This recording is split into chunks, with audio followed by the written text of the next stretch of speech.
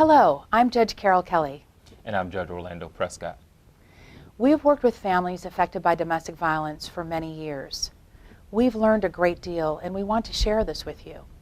So we created this video presentation which will teach you about the effect that exposure to violence has on children. Our hope is that by learning about how your actions or inaction can hurt your child, you will take the necessary steps to stop the violence in your home. We believe that most parents love their children. Your child's life and well-being is in your hands. Family violence refers to any form of violence by or toward a family member. Domestic violence is a crime. Many times domestic violence relationships also include assaultive or coercive controlling behaviors. These include name-calling, jealousy, verbal threats, put-downs, saying bad things in front of the children, and controlling money. Whether it be physical or verbal, financial or emotional, abusive behavior towards another parent harms your child. Domestic violence has long-lasting and serious consequences for your child. Many people are unaware of the lifelong impact that exposure to domestic violence has on children. And whenever we speak of children, this includes babies. As you'll learn in this presentation, babies are often hurt the worst if they're living in a home where abuse is occurring. Their fragile brains and resulting development are injured by exposure to violence. Children are traumatized when their parents fight. We hope that for those of you who are violent, threatening, or controlling towards your spouse or your child's parent, the next time you feel anger rising within you, you will stop, take a breath, think of your child, and remember that threats, violence, and arguments will cause direct injury to your child. So stop, breathe, think about your child, and leave the situation. For those of you that are living with a violent, threatening, or controlling partner, we ask that you take a moment to stop. Take a breath, look at your life, and remember that exposure to threats and violence will cause direct injury to your child. So leave as soon as you can and seek help for you and your children. Many parents that come to court believe that unless a child directly observes the violence towards the other parent, the child will not be affected and won't know. This is not true. Children don't have to see or directly witness physical violence to be affected by it.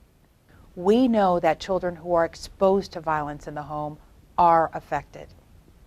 Exposure means seeing, but it also includes being anywhere in the home where violence, threats, verbal abuse, or fighting is occurring, or seeing or experiencing the aftermath of violence, such as a parent with injuries, the home in disarray, property damage in a home, or a parent crying or distressed. Many parents say that their children weren't present in the room when the violence or fight occurred, and therefore they don't know anything about it. We know from interviews of thousands of children that the majority of children are keenly aware of their parents' relationship and threats, and all of the violence and fighting in their home, whether they're in the room or not. Children are traumatized by exposure to violence. Children know. Children know. You can't be a good parent and abuse your child's other parent. You are a role model. If you love your children, pay attention to this information and learn about what is happening to them when they're exposed to domestic violence. We are hopeful that if you learn that your acts of violence against the other parent directly, substantially, and severely hurt your children, then maybe, if only of love for your children, if for no other reason, you will stop the violence now. Watch the following video called First Impressions about children's brain development. Because of the way the brain works, you will always remember your very first roller coaster ride. Storing these new experiences is one of the brain's main jobs. In fact, your brain creates a mental blueprint of every new experience you have. A blueprint for any new touch is stored in one part of the brain. A blueprint for any new sound in a different part. And a blueprint for any new sight in still another part. But as powerful as that first roller coaster ride was, it can't compete with the lingering effects of your brain's earliest experiences. Although you have no conscious memory of this part of your childhood, It is these very first experiences that literally become the building blocks for your whole life. Unlike other organs, the brain is undeveloped at birth, and it is waiting for experiences to shape how it will develop. The amazing thing about the human brain is that the younger you are, the more sponge-like your brain is, which is the reason that children in 3 years can learn language, can learn to walk, can do all kinds of incredible things. But the very same biological sponginess that allows us to rapidly acquire language is also the same sponginess that makes young children more vulnerable to trauma than older children. We have the opportunity to do police ride-alongs to a domestic violence situation, and so this was actually the first call I ever rode along. It was dinner time, and they were having spaghetti for dinner. It was dripping down the walls, the kitchen table was overturned, and we had 3 children in the household. Looking at this whole situation at the time, we said, no evidence of physical harm, the kids are fine.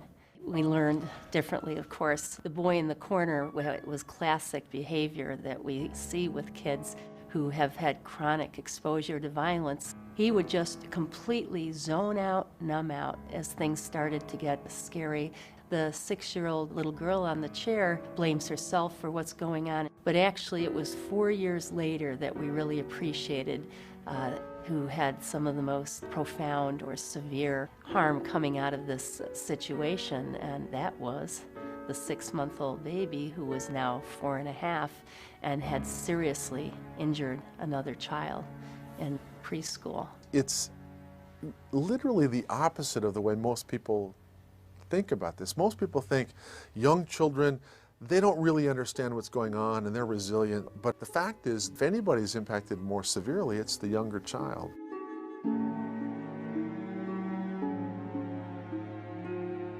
The brain is put together like building blocks in a sense. Those first blocks that go together are the more primitive area, the survival brain. The brain develops from the bottom to the top and from the inside out, so that the normal development of the top part of the brain depends upon healthy development of lower parts of the brain. The top part of the brain, where you do all of your thinking, is the part of the brain that is most changeable, easiest to modify. But unfortunately, if a child has developmental experiences of threat and exposure to domestic violence, the lower parts of the brain will be impacted and they're harder to change as they get older. He was never physically abusive, but he was verbally abusive. There was lots and lots of screaming in front of the kids, berating, putting me down, and they pretty much heard it all. Children exposed to domestic violence, children who witness their parents fighting, literally are experiencing a state of fear. And when this happens, the systems in your brain that are involved in thinking at the top part of your brain are literally shut down. It changes the brains of these children. The tragic reality of children growing up in domestic violence is that they end up with mental health problems at a rate higher than children who are actually the direct victims of physical abuse. Childhood exposure to violence is about living in a threatening, scary environment that may escalate to physical violence, but it often doesn't have to. It's the chaos, the uncertainty, the fear of being in a home where things aren't okay. It's really important for parents to understand that their internal state, whether it's calm, or whether it's alert engagement, or whether it's frustration and anger, or whether it's sadness, depression, the baby absorbs these internal states. As you've just learned from the First Impressions video, children in homes with domestic violence, threats, and even loud arguments end up physically, emotionally, and intellectually damaged. Children's brains are damaged by stress and anxiety. Is your home a place where children feel safe? Are you doing all that you can to make sure your children are not exposed to adult behavior that would harm them? Toxic stress. This results from frequent activation of a child's stress response. This occurs when a child's aware of parents fighting. As you watch the following video, think about how these stressful situations could affect your child.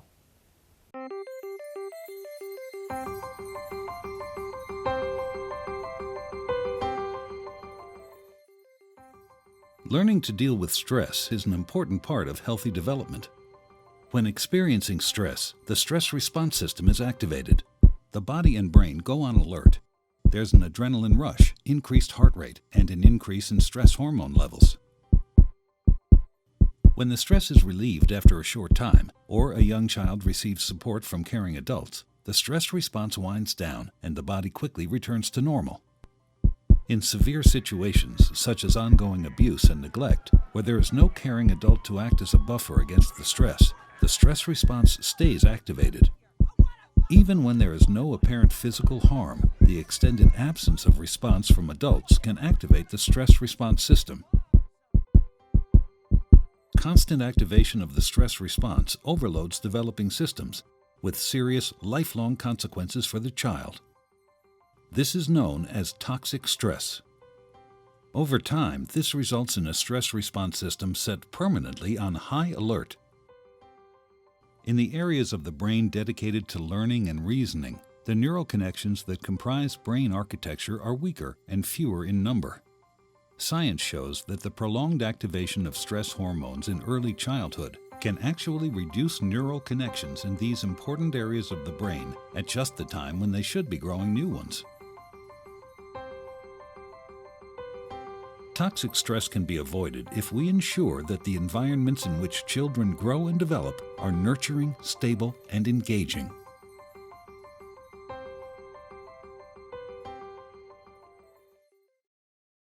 As you just learned, a child's physical and hormonal response to toxic stress greatly impairs a child's development. The good news is that it's not too late to help your child heal. You have the choice as the parent to provide your child with a stable, nurturing environment. You are in control of your actions. Your child can recover and heal from these wounds if he or she receives trauma-informed services. We want your child to heal. We're here to assist you, but you must be part of the solution, not part of the problem.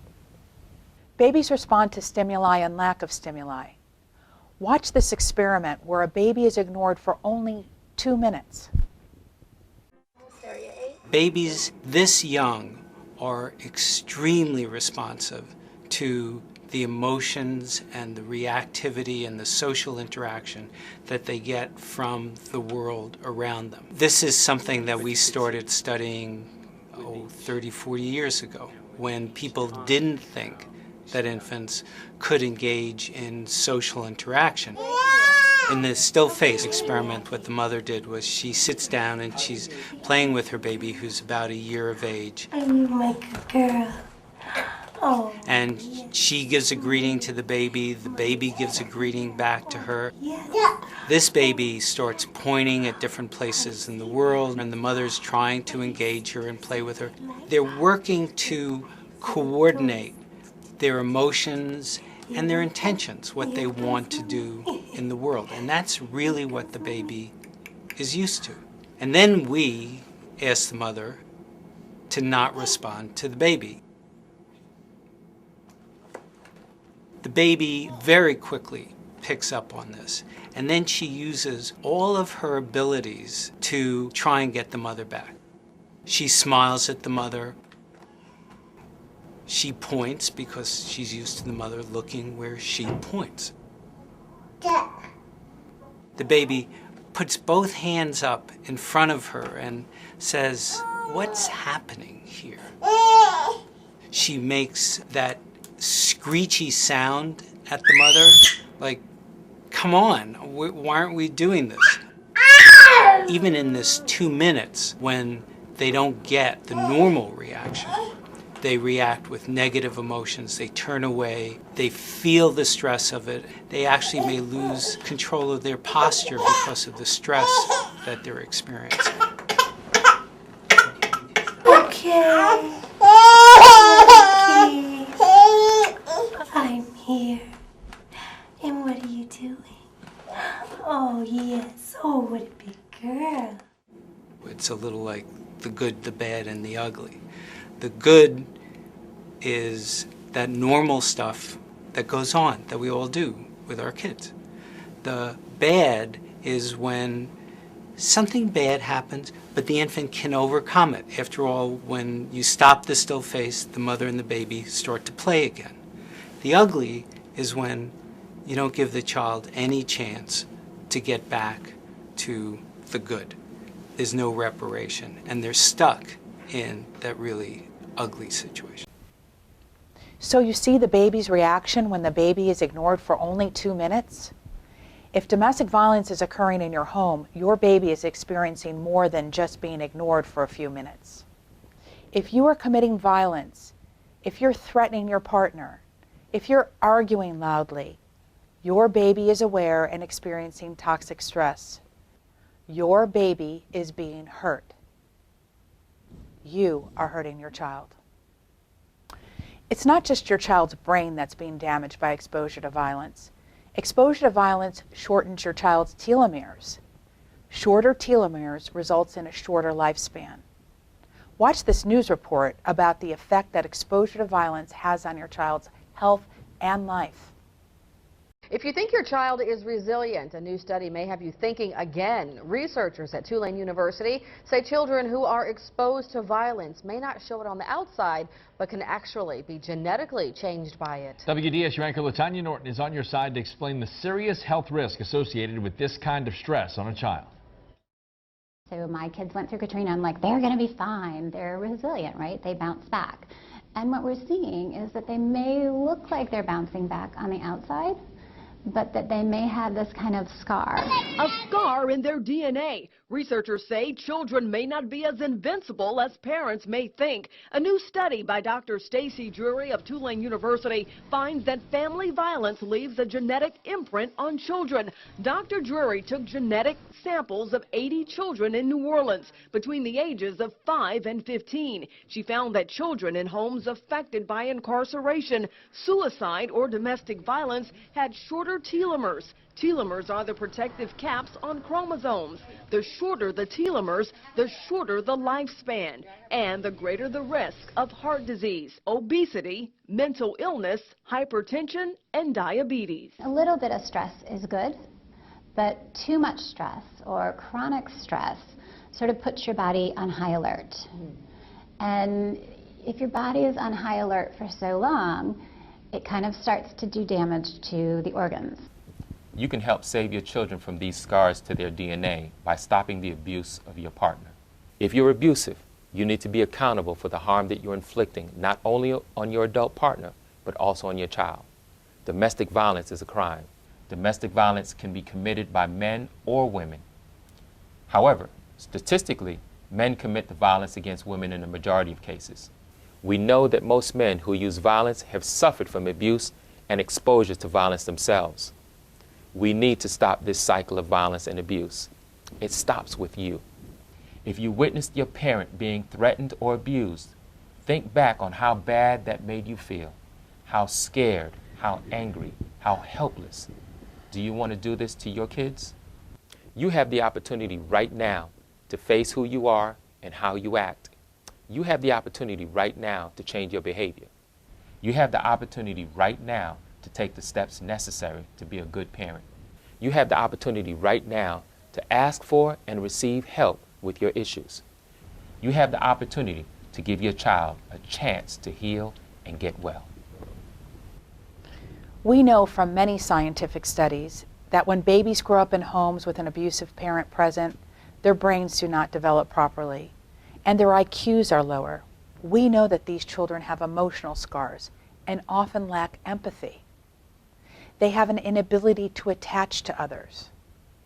We know that these children have much greater rates of mental health disorders, including depression, anxiety, and suicidal thoughts. We know that these children have shorter telomeres, which are the building blocks necessary for strong hearts, lungs, bones, and every system in their body. Your child's lifespan will be shorter if you expose them to fighting and violence. The following is a mother's story about how domestic violence in the home had lasting consequences on the behavior of her children. We know that the cycle of violence repeats itself. If your son witnesses violence towards women, he will likely commit violence against women. If your daughter witnesses violence against women, she will likely be a victim of violence. Is that what you want for your child? You're a role model. Children repeat the behavior they see. The impact that it had on my children, I actually had no idea at the time. I believed that I sheltered them from most of what happened and kept them safe.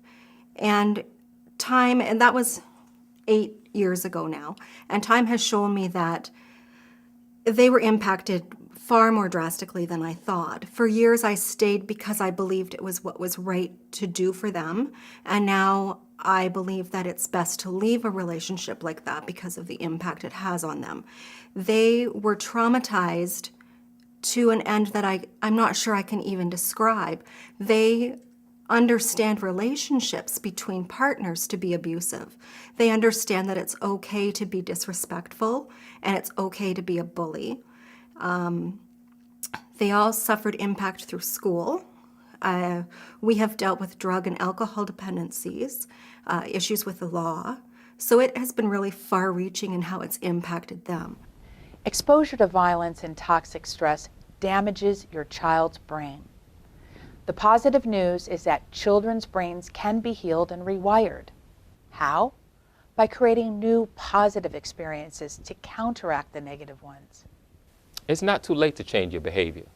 Not only will it change your life for the better, but it will also help your children heal and grow into healthy adults. One of the great things about brain science that we've learned is till the day you die, you have the ability to add new neurons in your brain, that the brain is more like skin in the sense that it can rewire and heal itself in the most important area, the cortex. We have the capacity to heal and do better. The biggest thing we can do for kids exposed to violence is how many healthy adults can they connect to. I did a lot of my childhood in other people's homes, so I saw what positive relationships were about. I saw my friends were normal, you know, they didn't have the rage I had. Seeing parents that were together, that showed affection. Home dinners where everybody sat together. Those are the things that I realized were important, and instead of being envious, I incorporated it into my life. I wanted to be a part of that. I know school is what made a difference for me. The teachers, the attention I got, letting me know that I could be somebody and I could do something. In fact, my oldest son, his teachers, you know, all 6 of them were very instrumental in coming forward and providing him support when he needed. They allowed him to be homeschooled to give him time to heal. The hardest part about being a parent now is trying to be different than how my parents raised me. Am I being a good father? What do I need to do to help you feel safe in your home? That's the part, the brain development part, that I think we want him to know what normal is for us. And normal is having people who support you and who love you and who want to take care of you. And that we want that to be his normal life. It's one of those pay me now or pay me later. And the truth is, children who are good at self-regulation, good at self-soothing, don't cry very much, and end up being, if you will, successful, are children who have had incredibly attentive early caregiving, which some people unfortunately think of as spoiling. It's exactly the opposite. Rather than spoiling the newborn, what you're doing is you are building in healthy self-regulation. So those are the things that I want to create an environment for my baby where he gets the benefit of what I've learned from all these experts and also other parents. And believe me, they're experts too. The most important thing that parents need to understand is that the brain of their child will become exactly what the child was exposed to. If you want your child to be kind, then you have to be kind to your child. If you want your child to be good at self-regulation and not lose their temper, you have to not lose your temper. And that's the beauty of the human brain. It is a mirror to the child's developmental experience. If you are violent, controlling, yelling, jealous, threatening, possessive, mean, or in any other ways abusive to your child's parent, you are abusing your child. The next time that you feel that you're losing control, getting angry and want to lash out, take a moment and in your mind, picture your child's face. Concentrate on that for a moment. And remember what you learned here. If you act badly, you will hurt your child. If you're a victim of domestic violence, it's not your fault that your partner is abusive. No one can make another person lose control and act violently. But remember that your child gets hurt each time you get hurt. If you return to an abusive relationship, more likely than not, you'll be putting your child back in harm's way. There is help for families caught in the cycle of violence. There's specific counseling for abusive partners, victims of domestic violence, and children from abusive homes. Each member of the family needs counseling. Ask the court or the national, state, or local domestic violence agencies about how to receive help. There is a community who wants you and your children to be safe and well. Your children's health depends on you. Your children's future depends on you.